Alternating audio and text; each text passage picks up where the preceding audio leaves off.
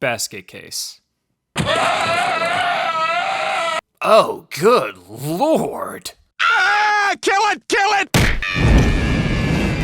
Basket Case is basically the long, full, movie version of the fourth story of the Creepshow movie about the monster in the crate. Even though Basket Case came out just a few months before Creepshow, they are very similar stories. A monster in a box that takes care of all your problems pretty easily. Though if I had to pick between a monkey with teeth that would make Chain Chomp jealous, and a flesh Geodude that would make you wonder which god you should actually start believing in, I'm gonna go with the monkey. You have chosen wisely. Enough intro. It's only day 2 and we got a long way to go.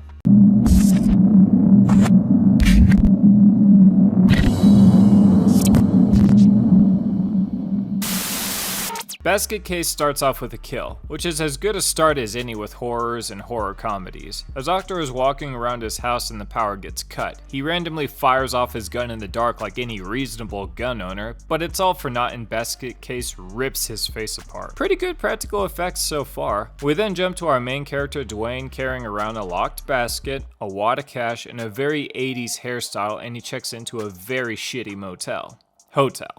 Sorry. He then feeds the basket 15 burgers. Fuck knows where all that's going. That amount of food stacked up would be as big as him. They make their way to their next victim. Dwayne meets the receptionist, who is just putty in his hand. He tells her that he wants to surprise the doc because he knows him. She asks, "Can I get your name?" And then he tells her his real name, but then goes, "Oh, but don't put that down. Put down something else."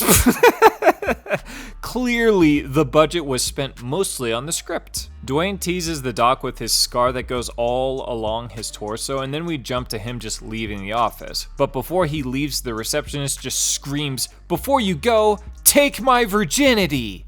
Okay, she may not have said exactly that, but it's pretty fucking close. She is super insistent that this guy take her out. He eventually accepts, but he whispers it to her, so the Basket Case doesn't hear. The doc he just visited calls a friend doctor, but she's busy being a cougar. Not joking, that's exactly what she's doing. He wants to talk to her about a conjoined case that they both worked on, but she hasn't been laid in a day, so she tells him to not worry about it and just hangs up. Later that day, Dwayne and Basket Case visit the doctor, and Basket Case rips off a metal door and tears the doctor in half. For a guy who's just a head and arms, he's ridiculously strong. We get a good look at him, and the movie could only afford 2 monster faces, plain and open mouth with shark teeth, and I guess that's just gonna have to be good enough. Dwayne later tries to go on a date with the receptionist, but Basket Case literally won't let him have a moment to himself. That night, Dwayne has a drunk exposition dream, and this is the longest exposition in the middle of a movie in cinema history. It's probably at least 15 to 20 minutes long. We see them conjoined at birth, everyone finding out he's a monster, the forced surgery that happens in their house because that's how you prevent infection. Just keep it close to home. They throw Basket Case in the trash near their house, but since the two can't communicate telepathically, Dwayne finds him. They murder their dad with a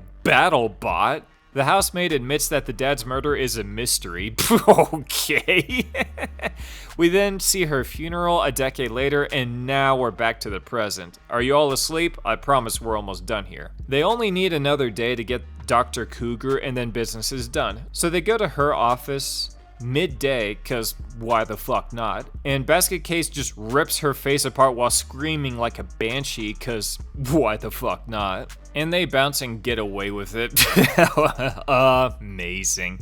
So Basket Case has had his fill of ripping people to pieces, now he wants some of that nasty. And guess how they set this up? So Dwayne has a dream of him running in the streets naked. Dude could really use a trim, and I'm not talking about his 80s hairstyle either. And we see him walk in on the receptionist sleeping. Fuck knows how they got her address. But it's obvious that it's not Dwayne. It's Basket Case. So he starts grinding up on her while she's asleep, and he weirdly bleeds all over her. She wakes and he strangles her to death. A little sad. Dwayne walks in and kicks the shit out of Basket Case, and they have a fight all the way back home, and you'd think the fight is going in Dwayne's favor until Basket Case gives him a crotch lift. Have you And the predictable happens. He jumps on Dwayne and they fall out of the window to their deaths. And that's the whole movie. What a ride this movie is. I've yet to find many so bad it's good kind of movies, and Basket Case is absolutely that. Nothing makes sense and they don't care, and everything just works because of it. We see Basket Case move around and scale walls, but it's the most jagged stop motion. Like an 8-year-old with Play-Doh could have made a smoother scene than the people in this movie. It's established that Basket Case can telepathically speak to Dwayne, but it's so selective it makes you think that the writers, directors, or actors forgot that he can do that at times. The love story in this is utterly abusive and hilariously easy for Dwayne to just reject this chick, and she just keeps crawling back to him. They literally had 2 sentences shared before she's like, "Get in my pants with your unkept bush." Good lord, I almost don't want to watch the sequels because they might ruin the garbage magic that this first movie is, but hey, if any of you have seen them, please let me know if they are on the same level as this. And that's it. Tomorrow is Boogeyman, but I've already done a review on that, so I'll just do a post to remind y'all to watch my review on it. I did a spoiler and non-spoiler review for that one, and I'll see you all with a new review for Day 4, The Birds.